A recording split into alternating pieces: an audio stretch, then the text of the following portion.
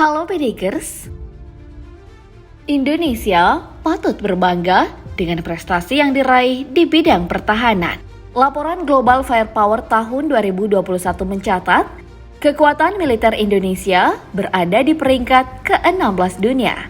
Hal ini tak lepas dari kemajuan kendaraan tempur yang kita miliki.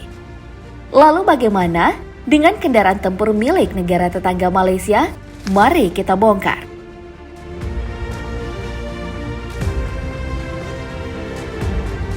Ronde pertama, kita mulai dari kekuatan angkatan darat masing-masing negara.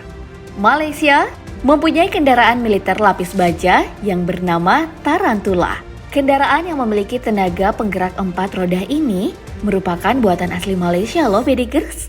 Kementerian Pertahanan Malaysia mengeluarkan dana sebesar 16 juta ringgit atau setara dengan 56 miliar rupiah untuk proyek pembuatan Tarantula dan membutuhkan waktu 4 tahun untuk penelitian dan pengembangan.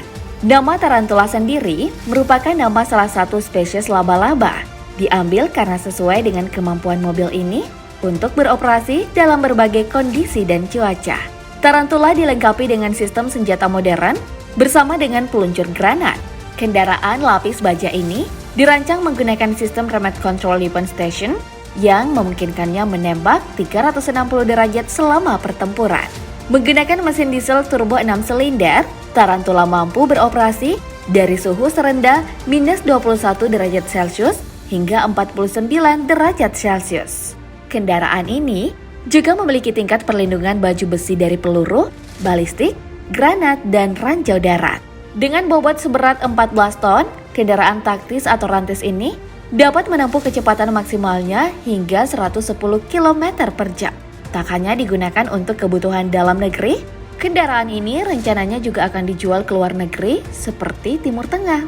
Angkatan Darat Indonesia sendiri mempunyai alutsista darat andalan yang diberi nama Komodo. Kendaraan taktis ini dirancang untuk bergerak cepat dan tepat dalam setiap misinya.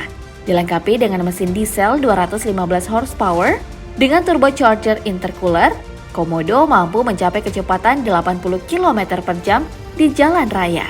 Kapasitas tangkinya dapat menampung bahan bakar hingga 200 liter dengan daya jelajah sejauh 450 km.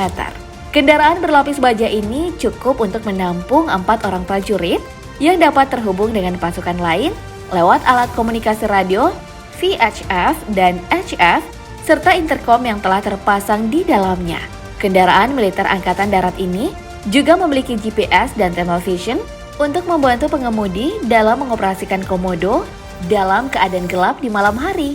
Tak hanya jago di medan berlumpur, Komodo juga canggih nanjak hingga sudut kemiringan 60 derajat. Bobotnya mencapai 7,5 ton dan dimensi kendaraan yang memiliki panjang 5,4 meter, lebar 2,3 meter, serta tinggi 2,2 meter bukanlah sebuah halangan. Sesuai namanya, Komodo kendaraan taktis penggerak 4x4 ini bisa ibarat hewan komodo yang perkasa, sehingga menjadi kendaraan perang yang berdaya tempur tinggi untuk menjaga NKRI. Dan ronde selanjutnya, kita beralih ke pertempuran di medan laut. Dari Malaysia, ada KDL Q-30. Kapal perang yang masuk kelas korvet ini terbaik dari negeri jiran. Dengan bekal mesin diesel MTU 20 volt 1163 TB93 dan bobot seberat bobot 2270 ton, kapal ini dapat mencapai kecepatan hingga 20 knot. Sementara jarak tempuh operasinya hingga 9.300 km yang diawaki 146 prajurit dengan 18 perwira. Mengenai persenjataan sebagai elemen anti serangan udara, kapal ini dibekali 16 peluncur rudal Seawolf, 2 Cannon DSM-30 Ramsey, dan untuk rudal anti kapalnya adalah 8 peluncur MM-40 Exocet Block II dan torpedo A244S. KRI Bung Tomo 357. Pemberian nama Bung Tomo kepada kapal andalan TNI Angkatan Laut ini karena peranan yang besar dari tokoh pahlawan Indonesia, Bung Tomo, dalam membangkitkan semangat rakyat untuk melawan penjajah Belanda. Kapal ini memiliki jumlah awak 85 prajurit dengan rincian perwira 17 orang, bintara 40 orang, dan tamtama 28 orang. Kapal perang ini merupakan kapal patroli lepas pantai jenis korvet, memiliki berat 1.941 ton dengan dimensi 89 meter kali 12,8 meter kali 3,6 meter.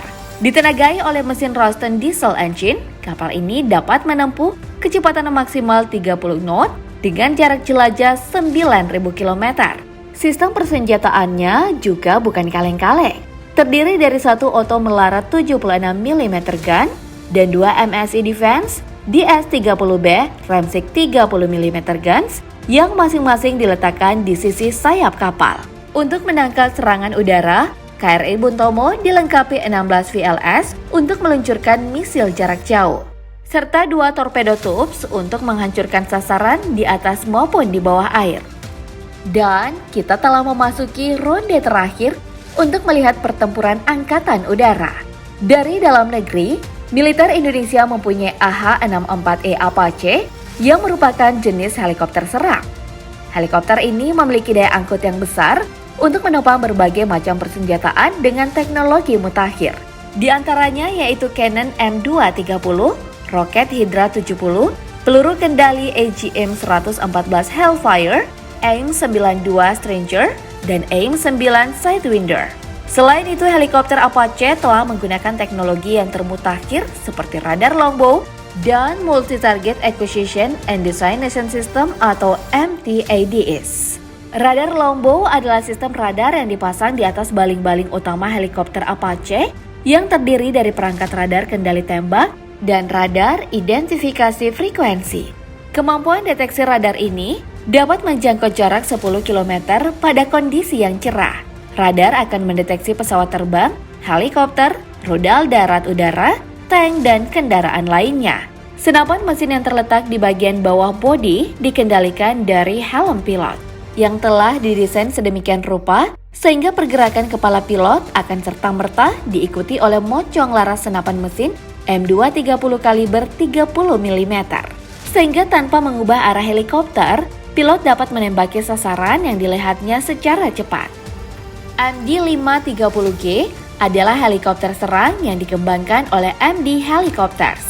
Helikopter ini ditenagai oleh mesin Rolls-Royce 250C30 yang dapat terbang dengan kecepatan jelajah maksimum 240 km per jam hingga jarak 426 km.